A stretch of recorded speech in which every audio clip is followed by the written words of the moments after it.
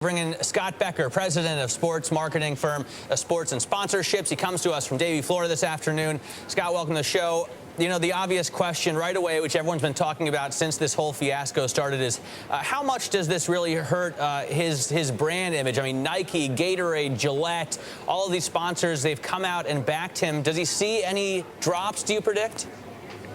Well, let me tell you something. Throughout all the noise, and there's plenty of noise about this controversy, today for the first time you could hear a very, very palpable sigh of relief from all those companies that have a relationship with Tiger Inc. Principally because apparently now all Tiger is guilty of, not to minimize it, but all he's guilty of is a tremendous lack of judgment. It could have been far worse. It could have been a criminal activity, a felony perhaps.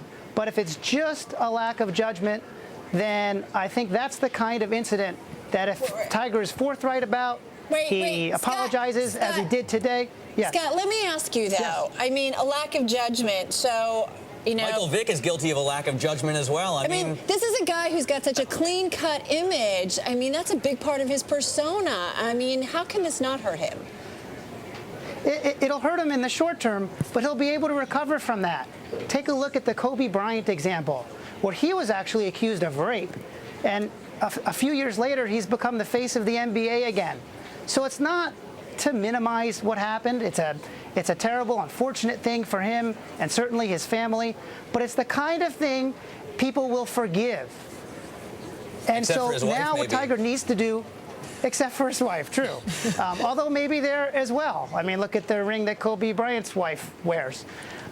So what he needs to do now is focus on playing golf, being the best golfer in the world, maintaining open communication with his fan base. I think that was a part of the problem that he encountered this week, was that he wasn't being responsive. He wasn't communicating. And in this day and age, there's a responsibility that a public figure like Tiger has to a certain extent, be open. Scott, so once he hurdles that... Yeah. Oh, I'm sorry. Go ahead. You know, I gotta ask you, a lot of guys get, you're right, in more serious trouble, dogfighting, using steroids. But at some point, I mean, there are kids looking up to this guy, right? At some point, does adultery with multiple cocktail waitresses become Well, we don't know. No, alleged, obviously, but it's gotta hurt your image, especially if you're considered to be Mr. Perfect. And this is the thing about Tiger, right?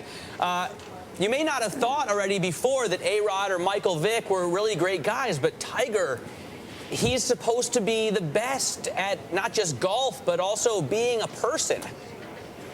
You're absolutely right about that. So what's the lesson here? For him to rehabilitate this divot in his image, what he needs to do is send the message out that, hey, even Tiger can make a mistake, and I'm sorry. And I'm going to do everything I can to make this up to my family and to those that rely on me. And watch me, and you'll see I'll be a better person because of it. Is that an ideal scenario? No.